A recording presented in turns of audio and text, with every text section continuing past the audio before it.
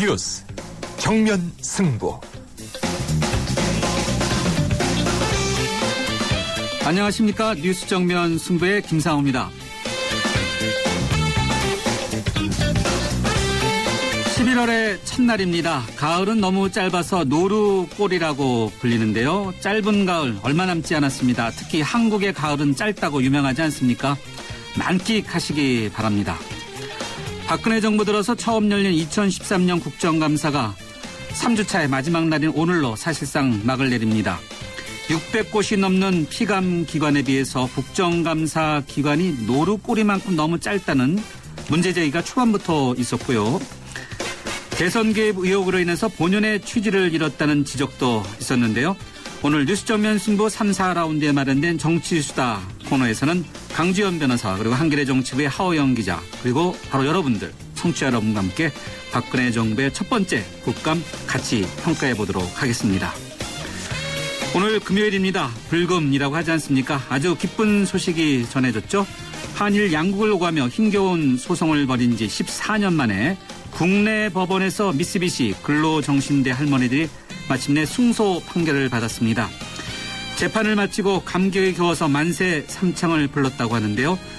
이 사건의 변호를 맡았던 이상갑 변호사 잠시 후 만나보겠습니다. 오늘도 뉴스 정면 승부 yes or no 변함없이 시작하겠습니다. 청취자 여러분께 짧은 질문을 드리는데요. yes 또는 no로 답해 주시면 되겠습니다. 오늘 뉴스 정면 승부가 여러분께 드리는 질문은 바로 이것입니다. 박근혜 정부 첫 국정감사 합격입니까? 네, 뉴스 정면 승부 yes or no. 오늘 청취자 여러분께 드리는 질문은요. 박근혜 정부 첫 국정감사 합격입니까? 이것입니다. yes 또는 no라고 답하시고 의견도 함께 덧붙여 보내주시면요. 방송이 끝날 무렵에 저희가 자체적으로 들어온 문자만을 이렇게 집계해서 알려드리겠습니다. 짧은 문자는 50원, 긴 문자는 100원의 유료 문자인데요. 휴대전화 우물정 0945번으로 보내주시면 되고요. 그리고 YTN 라디오 앱이죠. 예스로 듣고 계신 분들은 게시판에 남겨주셔도 되겠습니다. 의견 남겨주신 분들 가운데 두 분을 뽑아서 세계 지성인의 필독지 월간 누몽드 디플로마티크 6개월 구독권을 보내드리겠습니다. 11월 1일 금요일 뉴스 정면 승부 문을 열죠.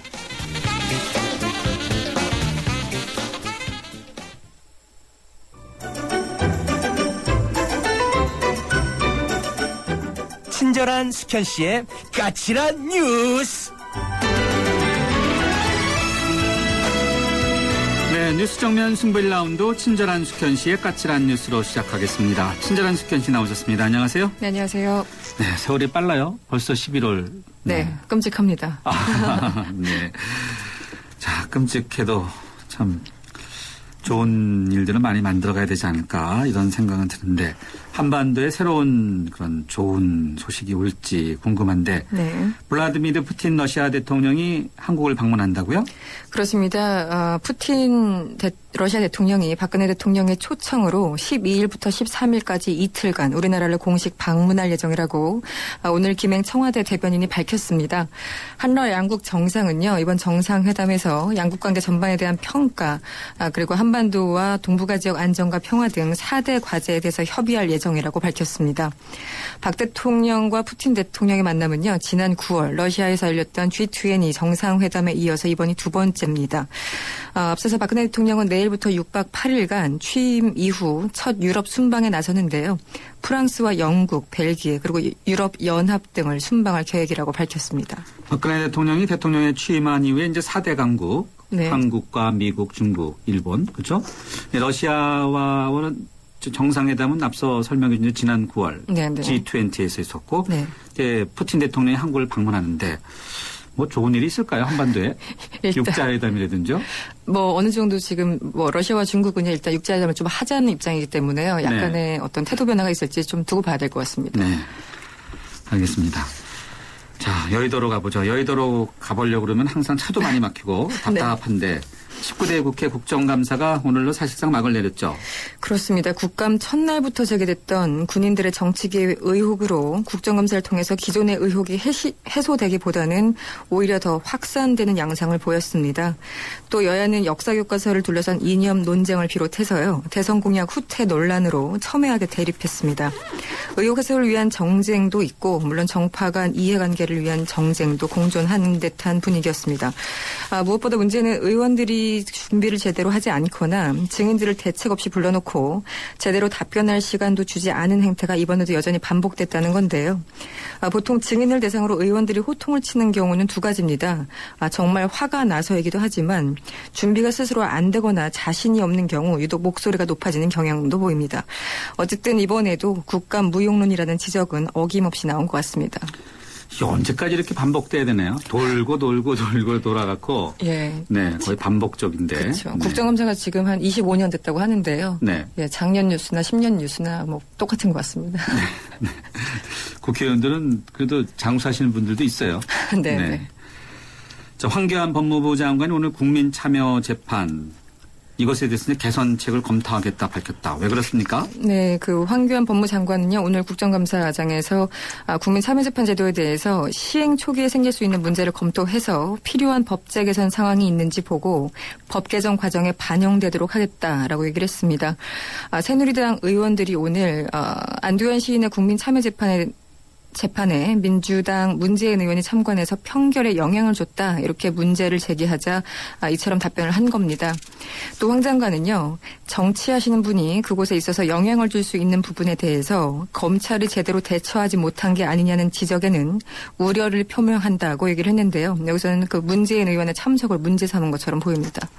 국민참여재판 사실 잘 모르시는 분들도 많은데 이게 왜 난데없이 논란이 되고 있는지요? 그렇죠. 특히 미국 같은 곳이나 유럽 이런 데서는 굉장히 일반화되어 있는 건데요. 우린 좀 낯섭니다. 국민참여재판이 제도화된 게 지금 한 6년째 지나고 있습니다. 일각에서는 정치에 휘둘린다면서 부작용을 우려하고 있고요. 다른 한편에서는 정치적인 문제일수록 국민참여재판이 더 필요하다 이렇게 맞서고 있습니다.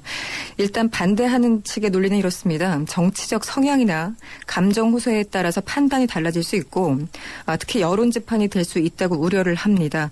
또 여전히 최근에 새누리당 의원들이 집중적으로 제기한 것처럼 뭐 배심원들의 전문성 부족 이런 문제들을 지적하고 있습니다. 반면에 국민참여재판을 더 활성화해야 된다 이렇게 주장하는 측의 논리는요. 오히려 판사와 검사 등 관료들이 권력의 영향을 더 받을 수밖에 없는 위치에 있고 선거 사범은 한마디로 승자들을 위한 재판이 될 우려가 있다고 지적을 하고 있습니다. 때문에 정치적인 사건일수록 권력의 영향력을 배제하기 위해서 더 필요하다 이렇게 주장을 하고 있는 그런 상황입니다. 국민참여재판 흔히 미국의 경우에는 이제 배심원제 그렇죠. 이런 걸 우리가 이제 본떠서 만든 거죠. 네네 맞습니다. 네. 이번에는 학교로 가볼까요? 여의도도 답답한데 학교도 마찬가지입니다. 이제 네. 수능이 이제 코앞에 있는데 네. 전국 교직원 노동조합 정교조라고 하는데 정교조가 법의 노조 통보를 받지 않았습니까? 네네. 이 문제가 계속되고 있죠? 그렇습니다. 전교조에 따르면요. ILO 국제노동기구라고 하죠. 국제노동기구 이사회 노동자 대표단인 쿼터백 의장이요. 지난달 31일 스위스 제네바에서 열린 이사회에서 이런 얘기를 했습니다. 한국 정부가 해고자 조합원 자격은 노조 스스로 결정해야 한다는 ILO의 거듭된 권고를 어기고 아무런 근거 없이 전교조를 법에 노조화했다 이런 성명을 발표했다고 합니다. 또 ILO 회원국을 대상으로는요. 박근혜 정부는 교사의 기본권을 공격함으로써 반노조 성향을 드러냈다면서 한국 정부가 즉시 국제법에 따른 책임을 다하고 전교조의 법적 지위를 복원하도록 압박을 가해달라 이렇게 촉구하기도 했습니다. 네. 박근혜 대통령 국민 대통합이라는 그런 걸 기치를 내걸었는데 이제 전교조 문제 이런 것들도 좀 빨리 좀 해결됐으면 좋겠네요. 그렇습니다. 네. 다음에는 KT 문제 좀 짚어보죠. KT의 이석채 회장에 대해서 검찰이 수사 중이죠. 네, 그렇습니다. 수사의 강도가 굉장히 높아지고 있나 봐요. 네, 오늘 특히 좀 그런 것 같은데요. 검찰과 업계에 따르면요. 그 서울중앙지검은 오늘 오전 KT의 분당, 서초, 광화문 사옥과 임직원 5명의 주거지 등 총 8곳에 대해서 기습적으로 압수수색을 벌였다고 합니다. 이석채 회장은 KT 사옥 40여 곳을 감정가보다 훨씬 낮은 헐값에 매각한 혐의를 받고 있고요. 일부 기업을 계열사로 편입하는 과정에서 통해서 주식을 시세보다 비싸게 사들인 혐의 등을 받고 있습니다. 참여연대는 지난 2월에 KT가 스마트 에드몰과 사이버 MBA 사업 등을 무리하게 추진해서 수백억 원의 손해를 봤다면서 이 회장을 검찰에 고발한 바가 있습니다. 지금 이석태 회장은 해외 출장으로 자리를 비운 상태입니다. 압수수색 사실이 알려진 시점이 더군다나 3분기 실적 발표 직후여서 지금 해당 업체는 상당히 충격으로 받아들이는 분위기라고 합니다. 네, 이석태 회장은 아직 거취에 대해서는 아직 밝히지는 않고 있죠. 네, 지금 뭐 입국 날짜를 좀 미뤘다는 얘기도 있고요. 뭐 여러 가지 얘기가 나오고 있습니다. 검찰이 왜 애당초부터 출국 금지를 시키지 않고 보냈는지도 그것도 좀 이해가 안 가요. 네, 뭐 뒷북이라는 얘기도 있고요. 네. 알겠습니다. 오늘 까칠한 뉴스 여기까지 듣도록 하죠. 고맙습니다. 고맙습니다. 네, 지금까지 이숙현 시사 칼럼니스트였습니다. 지금 시각 6시 19분 38초 막 지나고 있는데요. 금요일 저녁 교통 상황 어떤지 알아보죠. 김미란 캐스터. 네, 뉴스 정면 승부 교통정보입니다. 11월의 첫날 잘 시작하셨나요? 금요일 퇴근길답게 도심 곳곳에 교통량이 많습니다. 우선 올림픽대로 강변북로 양방면 진행이 어려운 상황인데요. 올림픽대로는 하남방면 행주대교부터 성산대교까지 이미 밀려 지나고 있고 다시 여의상교 나들목부터 창담대교까지도 정체입니다. 반대 공항 쪽으로 영동대교부터 여의 하류 나들목까지 속도가 많이 내려가 있고요. 다시 성산대교 지나 가양대교 사이로 서행입니다. 강 건너 강변북로 구리 쪽으로도 가양대교부터 동호대교 구간, 이후 성수에서 영동대교까지 정체입니다. 반대 일산 쪽으로 이동하는 데도 영동대교부터 성산대교까지 긴 정체가 이어지고 있습니다. 한남대로 따라 강남 쪽으로 이미 많이 어려운 상황인데요. 남산 1호 터널 이전부터 한남동 오거리까지 밀리고 있습니다. 뉴스 정면승부 교통정보였습니다.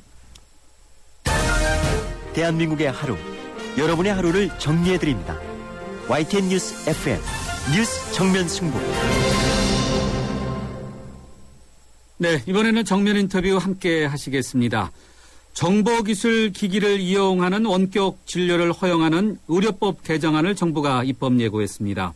도서와 벽지 등 전문 의료시설과 인력이 부족한 특수 지역에는 원격 진료가 상당히 큰 도움이 될 수 있다. 이런 지적도 있고요. 반대로 어떤 면에서는 의료 자체의 본질이 훼손될 수 있다. 이런 주장도 나오고 있습니다. 정부와 의료계가 정면으로 충돌하는 양상인데 원격 진료와 관련한 보건복지 입장 먼저 들어보도록 하겠습니다.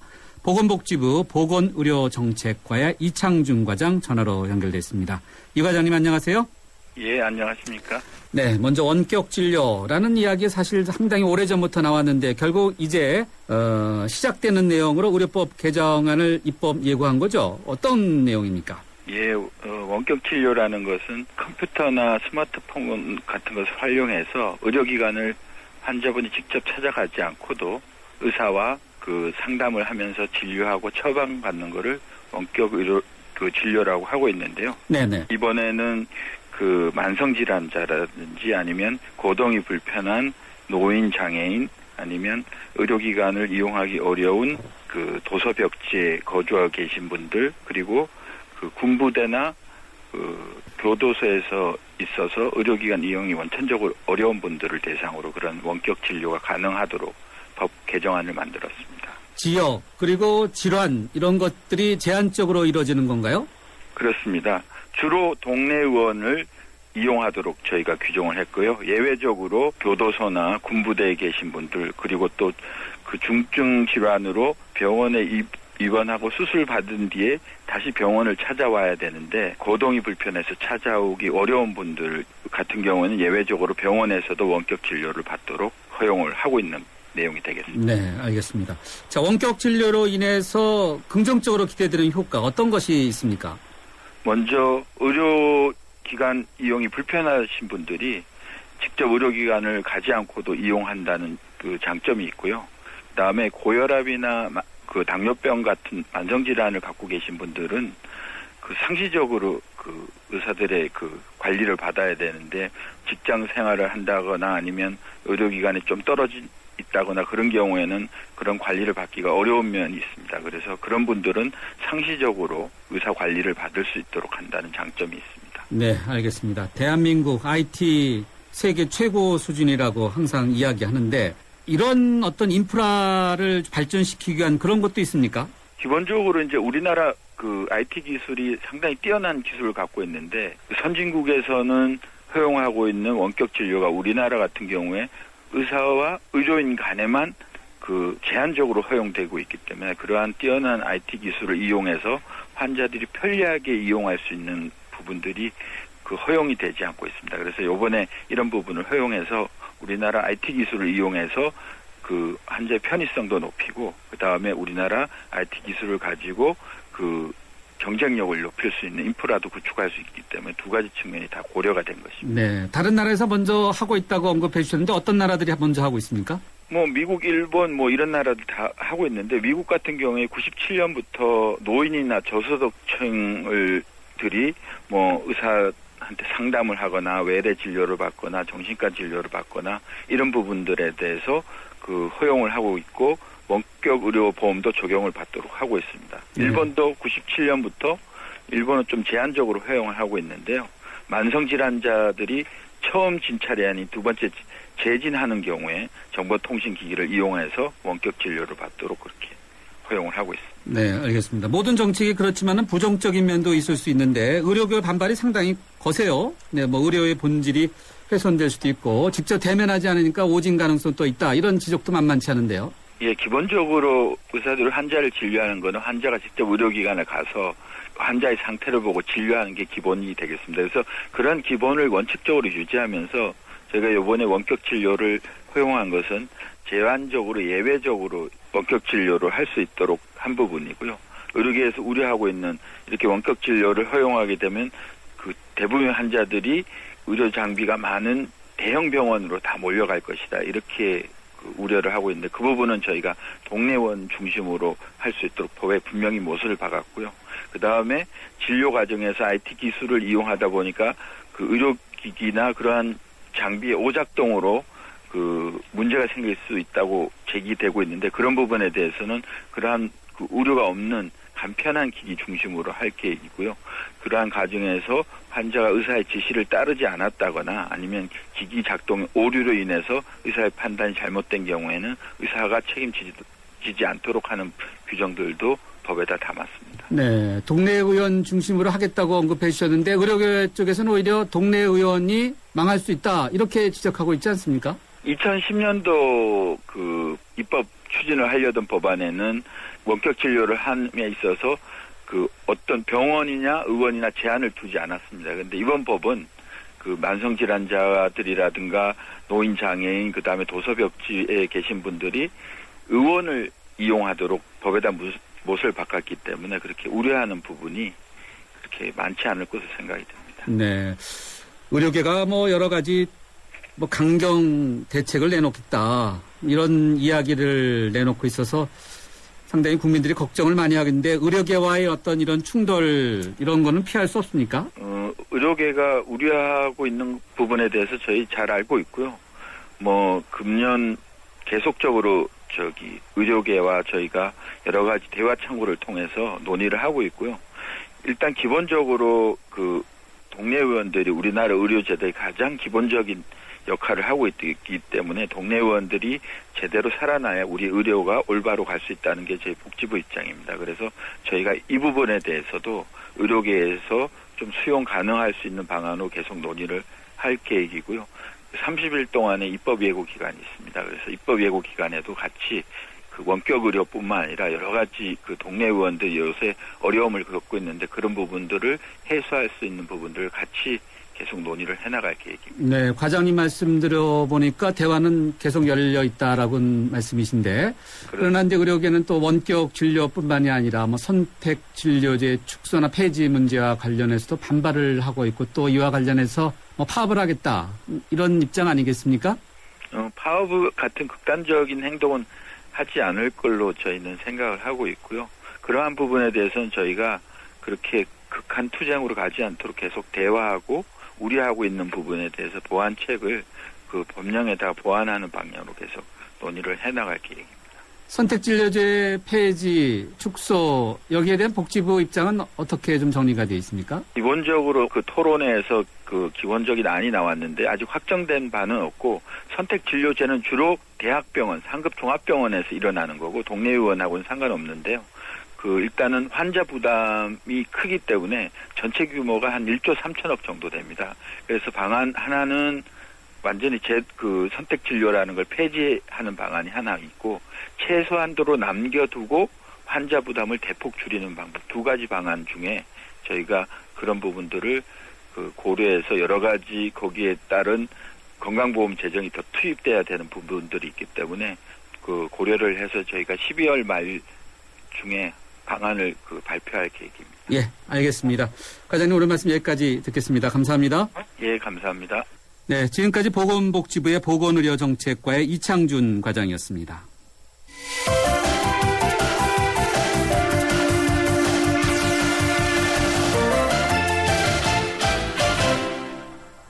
네, 이번에는 의사협회 입장 들어보겠습니다. 원격 진료 허용을 강력하게 반대하고 있는데요. 대한의사협회 노환규 회장 연결되어 있습니다. 노 회장님 안녕하세요. 네, 안녕하십니까. 네, 앞서 이창준 과장 인터뷰 들어보셨죠? 네, 들었습니다. 네, 원격 진료 타당하고 필요하다 이런 입장인데 의협 입장에서는 이 과장님 말씀 어떻게 좀 들으셨는지요? 그동안 보건복지부와 여러 차례 이 문제에 대해서 협의를 하면서 네. 여러 차례 들었던 얘기고 또 저희는 저희의 주장을 했는데 좀처럼 서로 갖고 있는 이견이 좁혀지지가 않네요. 이견의 실체가 어떤 거죠? 의협 입장에서는요? 네, 먼저 보건복지부 정부에서는 이 원격 진료가 도입이 될 경우에 여러 가지 위험성에 대해서는 굉장히 간과를 하고 긍정적인 부분만 이제 낙관을 하고 있는데 네. 저희 의사협회에서는 긍정적인 부분은 매우 적고 네. 오히려 이제 과거의 경험도 있고 네. 또 원격 진료가 허용이 될 경우에 어떤 일이 벌어질까에 대해서는 네. 현장에는 의사들이 훨씬 더 정확하게 잘 알고 있죠. 네. 정부보다. 그래서 그런 현장에서 우려되는 부분들을 계속 전달하는데 아직 지금 그것이 전달이 안 됐습니다. 자, 네. 위험성 그리고 과거의 경험이 있다면은 이 원격 진료, 원격 의료, 네. 원격 진료에 대해서 위험한 부분을 경험한 것들이 많다는 거네요. 먼저 이 말씀을 좀 드려야 되겠습니다. 저희가 반대를 하는 이제 몇 가지 이유가 있는데, 네. 첫째는 이 원격 의료가 당연히 진료의 보완적 수단이 돼야 되는데, 예. 지금 입법 예고한 것은 대체 수단이 될 가능성이 매우 높고요. 네. 그리고 이게 국민 건강이 먼저 우선돼야 되고 이게 건강과 생명이 달린 문제인데, 예. 사실은 경제부처에서 먼저 목소리가 나오고 이것이 이제 보건복지부가 결국 발전을 해야 했지만. 의사와 환자의 요구에 의해서 만들어진 게 아니라 어떤 정책적인 판단에 의해서 정부가 일방적으로 밀어붙인다는 것에 대해서 저희가 반발을 하고 있는 것이고요. 예. 이렇게 이해하시면 쉽게 이해가 되실 겁니다. 만약에 어떡해요? 어느 날 갑자기 법무부가 예. 전국에 있는 수사기관에 예. 경찰들에게 지금은 이제 피의자 조사할 때 수사기관을 불러서 조사하지 않습니까? 예. 전부 화상으로 조사를 해라. 예. 그리고 거기에 대해서 어떤 수사가 잘못된 경우에는 수사관이 책임을 져라. 그러면 네. 수사관들이 다 반발을 하겠죠. 예. 지금 원격 수사나 원격 재판도 이루어지지 않고 있는데, 예. 그건 정확하게 그 피의자가 진짜 범인인지를 알아내기 위해서는 네. 수사관들의 말에 따르면 표정도 봐야 되고, 예. 눈빛도 봐야 되고, 예. 이 진료는 더욱더 중요하죠. 그래서 그 오진 가능성이 매우 높고, 예. 오진에 대한 책임이 현재로서는 이번 법안에도 네. 기기의 오작동 그런 것 빼놓고는 전부 예. 의사들이 이제 지게 되어 있습니다. 네. 의료 우리나라는 예. 우리나라는 지금 원격 진료를 도입하고 있는 다른 나라들에 비해서 캐나다, 핀란드, 호주 이런 나라들이 주로 원격 진료를 도입하고 있는데 이런 나라에 비해서 저희가 의사 밀도가 좀 100배가 높기 때문에 예. 의사 손이 미치지 않는 곳이 없죠. 전국 도서벽지 다 대부분 의사가 있고 예. 다만 군과 교도소에서의 원격 진료 필요성은 저희도 인정을 하지만 그건 지금도 시행이 되고 있습니다.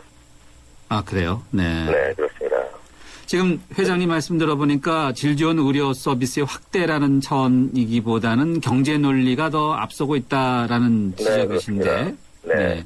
더욱이 2000년도에 이런 일이 있었습니다. 2000년도 8월 달에 어느 회사에서 인터넷 진료를 했습니다. 컴퓨터를 이용해서. 예. 그리고 처방전을 발행했었는데 그 당시에 단 이틀 동안 그 회사에서 운영하는 사이트를 방문해서 진료를 받은 사람이 무려 13만 명이었고요. 예. 그리고 이틀 동안 처방전을 받아간 사람들이 7만 8천 명이었습니다. 예. 그 그만큼 이 원격 진료라고 하는 것이 대체 수단으로 이제 얼굴을 보고 하는 진료를 대체한 수단으로 이것이 허용이 됐을 때 그 편리성 때문에 굉장히 많은 사람들이 이쪽으로 이용을 하게 되죠. 네. 굉장히 윤리적인 부분이나 법적인 책임이나 그런 것들이 저 정부가 생각하는 것처럼 그렇게 간단치가 않다는 것이 저희 의료계의 판단입니다. 자, 그래도 정부 입장에서는 동네 의원 중심으로 또 그러한 여러 가지 위험성을 다 감안해서 하는 것이다. 특히 모지벽지 이런 그런 쪽 분들을 생각해 보면은 또 타당한 면도 있지 않은가. 이 도서벽지만 예를 들더라도 예컨대 의원을 방문하기 어려워서 원격 진료를 한다고 한다면 의원이 없는 곳에는 약국도 없습니다. 그런데 지금 이 약국 이번에 이제 원격 진료 허용이 되면 의사의 처방을 만약에 원격 진료를 통해서 받는다고 하더라도 집에서 프린터로 그 처방용지를 인쇄를 해서 다시 약국을 찾아가서 약을 지어야 되거든요. 그렇겠죠. 네. 네. 그 의미가 없는 것이죠. 아, 또 그런 시각도 있겠네요. 네. 자, 그러면은 그 원격 진료 정부의 입장대로 이렇게 시행이 되면은 의사협회에서는 어떻게 대응하실 생각이에요? 지금 이번에 원격 진료가 허용이 되면은 이건 전체 의료계의 기본적 체계를 모두가 다 흔들고 아주 큰 혼란에 빠뜨리는 것입니다. 그리고 아까 이제 그 이상규 과장님께서 장비가 갖춰진 대형 병원을 선호할 것이다라고 얘기했는데 그 장비를 갖춘 것이 아니라 누구든지 원격지 이 화상 진료를 통해서 먼 곳에 있는 그 의료기관을 방문하지 않고 치료받을 수 있다면 대부분이 다 수도권에 있는 대형 병원의 진료를 선호하죠. 그래서 이 대형 병원의 쏠림 현상이 더 가속화될 것이라고 하는 것이고, 아까 그 이창준 과장님께서 좀 잘못 이해하고 계신 것 한 가지가 있었는데, 저희 지금 의료계가 선택진료비 폐지를 반대하는 게 아니라 오히려 선택진료비가 폐지되어야 한다고, 물론 이제 대형 병원에서는 선택진료비 폐지를 반대하고 있지만 저희 의사협회 공식 입장은 선택진료비 폐지입니다. 즉 지금 선택진료비라고 하는 것은 건강보험공단 보험자가 질병이 생겼을 때 충분히 그 진료비를 지불하지 않기 때문에 편법으로 환자로부터 병원이 받아내는 수단이거든요. 그래서 그 진료비를 정상화시키고 그리고 이 선택진료비를 폐지하자고 하는 것이 대한의사협회 공식 입장입니다. 아, 그렇습니까? 선택진료 그러면 이제 일반적으로 특진이라고 이야기하지 않습니까? 그렇습니다. 네. 자, 이 바로 선택진료 문제도 그렇고 원격 진료 문제도 그렇고 동네 의원과 동네 의원이 죽느냐 사느냐 이렇게 굉장히 맞물려 있지 않은가 생각이 드는데. 이번에 지금 아까 말씀하신 것처럼 정부에서는 동네 의원을 살리기 위해서 이것을 한다. 크게 도움이 될 것이다라고 하는데 가장 반발을 하는 곳이 동네 의원들이고요. 그리고 동네 의원에만 이것이 허용이 된다고 하더라도 동네 의원 간에 이 원격 진료를 활발하게 하는 의원과 그렇지 않은 의원 간에 크게 또 이제 환자 쏠림 현상이 벌어질 것이기 때문에 그것도 적지 않게 우려가 되는 부분입니다. 아무래도 또 나이 드신 의사 선생님들 입장에서 이런 IT도 좀 힘들지 않을까 이런 생각도 드네요. 문득 제가 느낄 때는. 이게 접점이 가능할까요? 이것만 묻고 끝내도록 하겠습니다. 지금 사실 이런 굉장히 중대한 의료제도의 틀을 바꾸는 법안은 사전에 충분히 의료계와 그리고 환자단체와 협의를 해서 모형을 만들어서 법안을 발의하는 것이 좋았을 텐데 이미 지금 먼저 발표가 됐습니다. 앞으로 정부는 이것에 대해서 협의를 추가적으로 하겠다고 하지만 그동안 수개월 동안도 협의가 되지 않았는데 앞으로 협의가 잘 될 것으로 생각지 않습니다.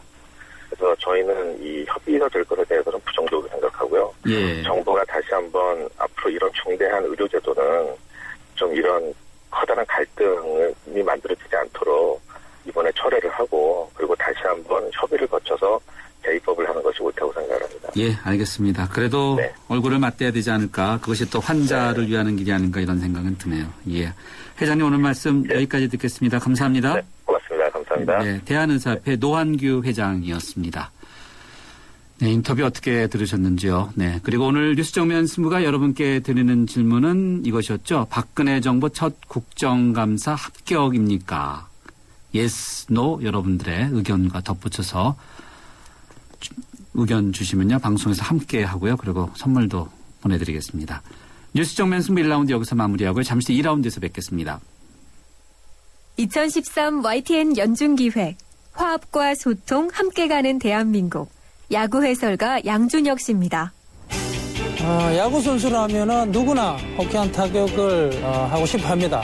또 하지만은 또 팀을 위해서 희생 플라이나 또 희생 번트를 대해야 할 순간이 또 있고 그 가치는 홈런과 변주어 봤을 때 결코 작지 않다고 저는 생각합니다. 또 이런 희생 정신은 지금 우리 사회를 살아가는 어느 누구한테나 가장 기본이 되어야 하지 않을까. 희생 참 어려운 도전인 것 같습니다. 하지만 어려운 만큼 열매는 달다고 생각합니다. 이렇게 모두를 위해 조금씩 도전한다면 우리 주위에 화합 뿌리 내릴 수 있지 않을까요? 2013 YTN 연중기획 화합과 소통 함께 가는 대한민국 YTN 라디오가 함께합니다.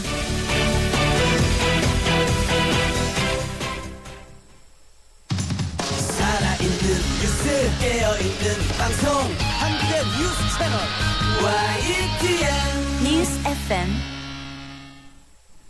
네, 뉴스 정면 승부 2라운드 문을 여는데요. 오늘 뉴스 정면 승부에서 청취자 여러분께 바로 이런 질문 드리고 있죠. Yes or No 코너인데 박근혜 정부 첫 국정감사 합격입니까? 입니다. Yes or No로 여러분의 의견을 50원의 유료 문자 휴대전화 0945번이나 YTN 라디오 스마트폰 앱 Yes로 보내주시면요. 추첨을 통해서 세계인의 교양지 누몽드 디플로마티크 6개월 구독권을 선물로 드리겠습니다. 잠시 전하는 말씀 듣고요. 정면 승부 2라운드 두 번째 인터뷰 함께 하시죠. 안녕하십니까. IBK 홍보대사 송혜입니다. IBK 기업은행은 대한민국 국민 모두가 거래할 수 있는 은행입니다. 국민 여러분, 기업은행에 예금하면 기업을 살립니다. 그리고 기업이 살아야 일자리가 늘어납니다. 참 좋은 은행, IBK 기업은행. 퇴근길을 함께하는 냉철하고 따뜻한 뉴스 정면 승부. 뉴스 정면 승부는 여러분의 참여를 기다립니다. 50원의 유료 문자 샵 0945와 YTN 라디오 스마트폰 어플리케이션 예스를 통해 여러분의 의견을 보내주세요. 뉴스 정면 승부는 여러분의 의견에 항상 귀 기울이고 있습니다.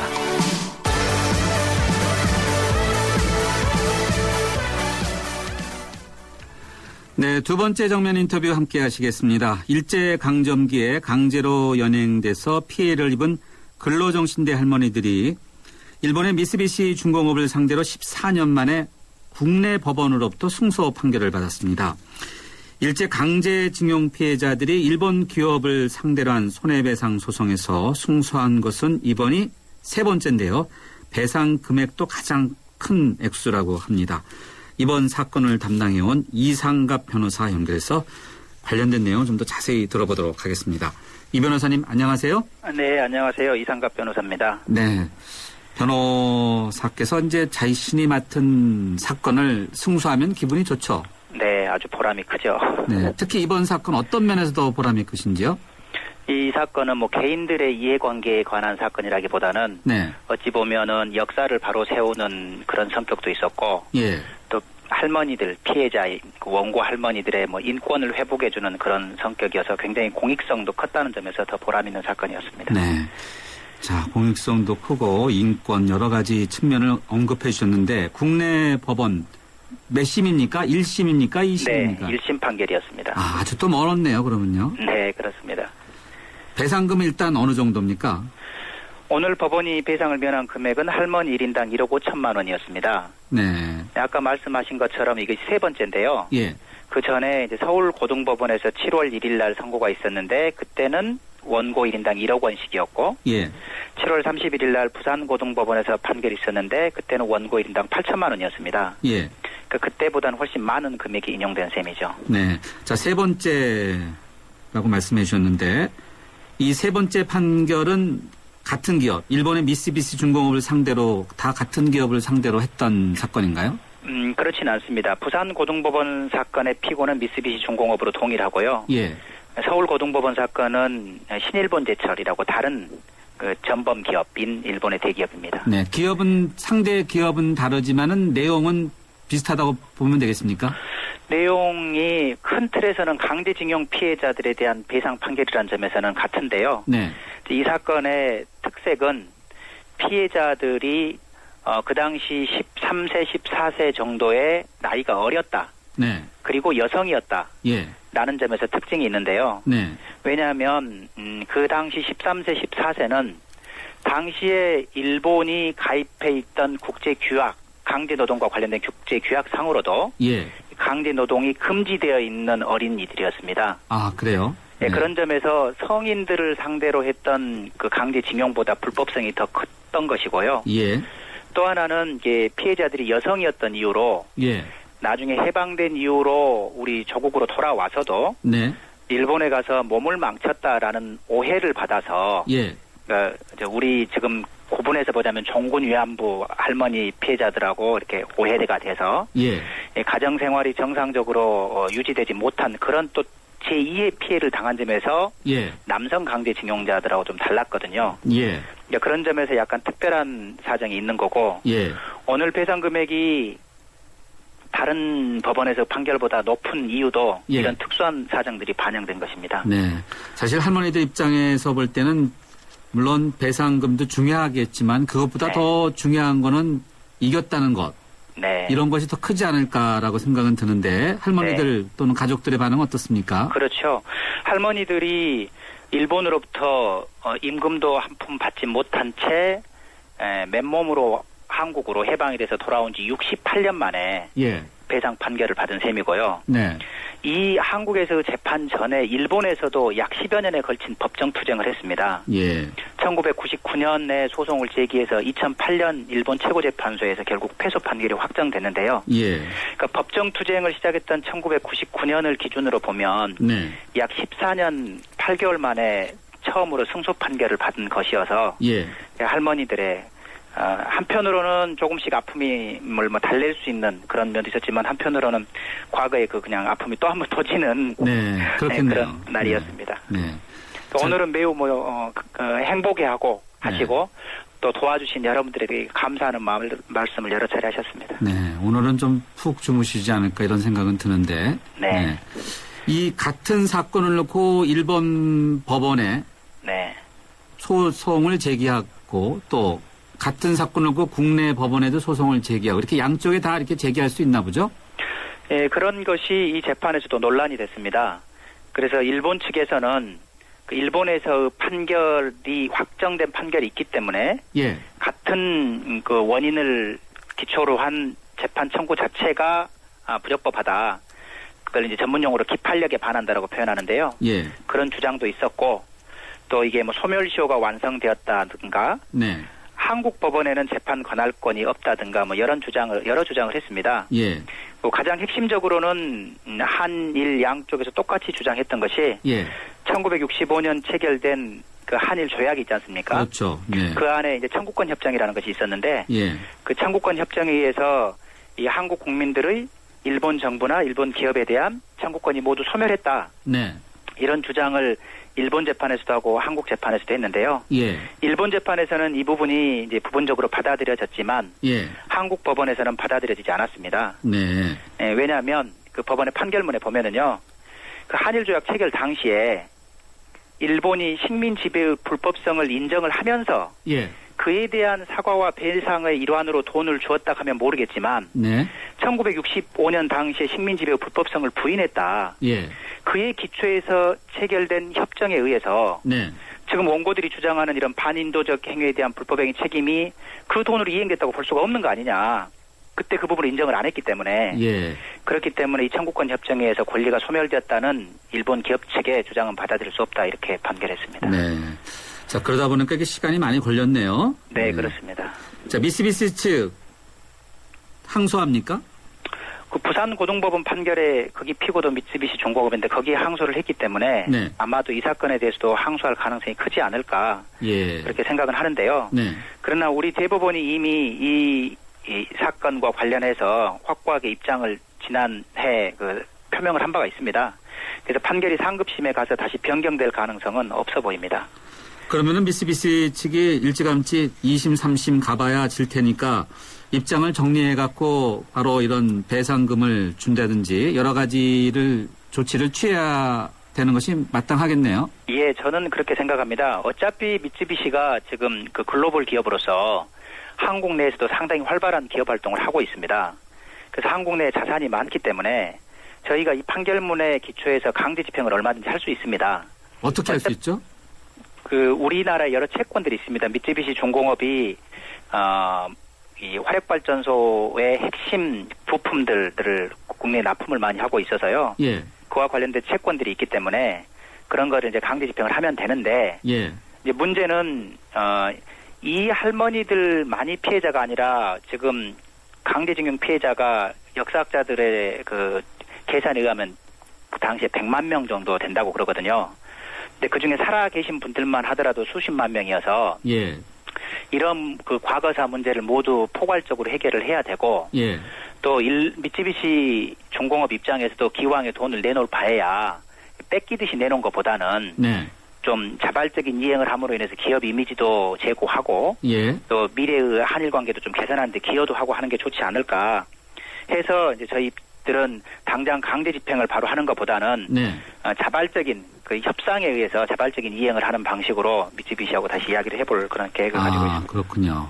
이번 판결을 통해서 살아계신 수십만 명의 생존자분들 이분들도 뭔가 본인들도 좀 보상을 받을 수 있겠구나라는 생각도 해보실 수 있겠네요. 네, 그럴 것 같습니다. 종전에 저희 그 정부의 이와 관련된 위원회가 있는데 예. 거기에서 그 피해 조사를 해서 신고를 받고 조사한 결과 약 23만 명 정도가 현재 피해자가 확인이 돼 있는 게 있는데요. 예. 그때는 이런 뭐 배상이 이루어질지가 불투명한 상태여서 그 정도 숫자였기 때문에 네. 이제 이런 판결들이 선고되면 내가 신고해서 인정받으면 금전적인 배상을 받을 수 있구나 생각하면 앞으로 더 많은 피해자들이 피해 구제를 위해서 나서지 않을까 그렇게 생각을 하고 있습니다. 예, 23만 명. 자, 이제 이번 사건 순조롭게 잘 풀어나가면서 한일 관계 개선에도 도움이 되면 좋겠는데 네. 현재 아베 정권을 보면 전혀 그런 입장은 아니잖아요. 네, 그렇죠. 네. 그래서 일본 정부나 일본 사회에 이런 문제를 그 좀 전향적으로 해결하고자 하는 그런 분위기가 매우 약해서 그 일본에서 이 소송을 도와주는 그 양심적인 시민사회 뭐 변호사들도 참 많이 있는데 네. 일본 전반적으로는 좀 저희가 기대하는 그런 상황이 아니어서 그래서 문제가 잘 해결되지 않고 있는 것 같습니다. 그럼 앞으로 어떤 노력을 하실 생각이세요? 앞으로 아까 말씀드린 것처럼 이제 항소심도 해야 되고 경우에 따라서 강제 집행도 해야 되고 그러긴 합니다만 좀 포괄적인 해결을 위한 노력을 해야 되지 않을까 생각을 하고 있고요. 워낙 예. 피해자들이 많기 때문에. 네. 그리고 그런 것을 위한 하나의 장치로서 지금 정부에서도 근거 법률이 있는데 시행하지 않았던 게 재단을 만들어서 예. 그 재단에 일본 측의 전범 기업들이나 네. 한국의 청구권 수혜 기업들이 좀 출연을 해서 그 예. 돈으로 일괄적으로 피해자 구제라든가 뭐 역사와 관련된 교훈 사업들을 하는 방안이 있는데요. 예. 예전에 독일에서 그런 방식으로 한 적이 있습니다. 네. 그래서 그런 방법에 의해서 포괄적으로 한번 해결을 해보자. 라는 노력을 앞으로 해볼 생각입니다. 물론 재판은 재판대로 진행할 것이고요. 정부가 이 문제에 대해서 어떻게 대처해왔다고 생각하세요?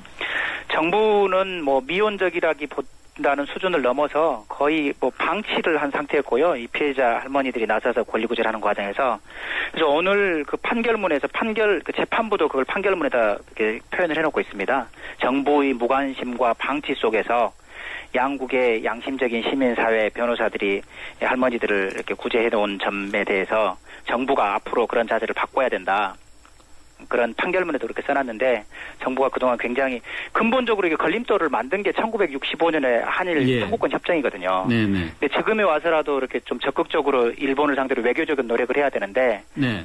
아직 손을 놓고 있는 상태입니다. 정부가 더 적극적인 자세를 가져야 된다고 생각합니다. 예, 알겠습니다. 사법부가 정부에 대해 따끔한 지적을 하는 내용을 담았다는 게 참 보통 일이 아니네요. 네. 네, 그렇습니다. 오늘 말씀 여기까지 듣겠습니다. 고맙습니다. 네, 고맙습니다. 지금까지 이상갑 변호사였습니다. 요정 씨, 어떤 보험 드셨어요? 전 MG 새마을금고보험이죠. 짝짝짝 활짝 행복한 보험. 짝짝짝 바짝 가까운 보험. 짝짝짝 깜짝 놀라운 보험. 한국인의 행복 단짝. 메이크 굿 MG 새마을금고보험. 침대는 과학 과학이다. 침대과학 50년이 이룬 세계 최고 기술력. 배우던 나라에서 가르치는 나라로 우리 침대에서 자기 할 것이다. 전 세계인을. 에이스 침대. 네, 앞서 이상가 변호사와의 인터뷰, 근로정신대 할머니들의 미쓰비시 기업을 상대로 한 소송과 관련한 인터뷰에 대해서 많은 청취자분들이 의견 문자 주셨는데요. 1034님입니다. 1심 판결 너무 축하드립니다. 제 마음이 너무 기쁘네요. 일본이 저지른 죄를 당당히 묻고 사과받을 수 있는 그날까지 변호사님 더욱더 힘써주시기 바랍니다. 그렇게 해주셨고요. 4637님은 정말 어린 나이에 일본으로 끌려가서 지금까지 아무런 보상도 받지 못한 채 살아오신 할머니들을 생각하니 너무 마음이 아픕니다. 이제부터 시작이겠죠. 부디 오래 사셨으면 좋겠습니다. 이렇게 의견 주셨습니다. 어린 나이 13살, 14살 때였다는 거 아니겠습니까? 초등학교였던 거죠. 지금 따져보면. 8436님은요. 할머니들이 연세가 많으신 만큼 더 늦기 전에 우리나라 정부도 이 문제에 적극적으로 나서주길 바랍니다.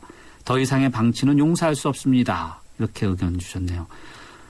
우리나라 사법부가 정부가 무관심했다. 이런 지적도 했다고 지금 변호사님께서 설명해 주셨네요.